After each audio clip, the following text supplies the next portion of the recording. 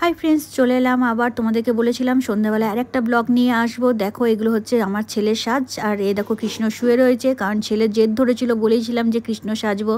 এই দেখো ছেলেকে কেমন লাগছে আমাকে জানিও। আর আমার ঘরেতে যেহেতু জন্মাষ্টমীর পুজো হয়, যার জন্য ছেলেকে সাজালাম। চলো, ও যখন জেদি করছে সাজিয়ে দিই। এই যে আমার গোপাল সোনা। তারপরে চলে গেলাম আমি, ভাই, বাপি আর আমার ছেলে স্কনের মন্দিরে। আর যা বৃষ্টি পড়ছিল, বাপরে, ওকে নিয়ে যাওয়াই যাচ্ছিল না, চতুর্দিকে জলে ভর্তি। তাও কোনো রকমে নিয়ে গেলাম। আর স্কনের মন্দিরে এত ভিড়, বাপরে বাপ, সাংঘাতিক ভিড়, যেটা ওকে নিয়ে ঢোকাই যাচ্ছিল না। দেখো কি অবস্থা, কিন্তু সাজিয়েছিল খুব সুন্দর।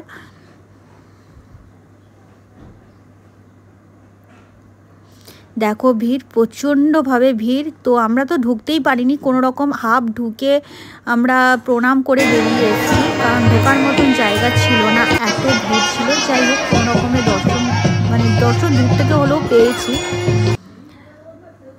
আর আমার ছেলেকে কেমন লাগছে জানিও। তারপরে এসে কাটা হলো গোপালের cake. Happy birthday to you Gopal সোনা।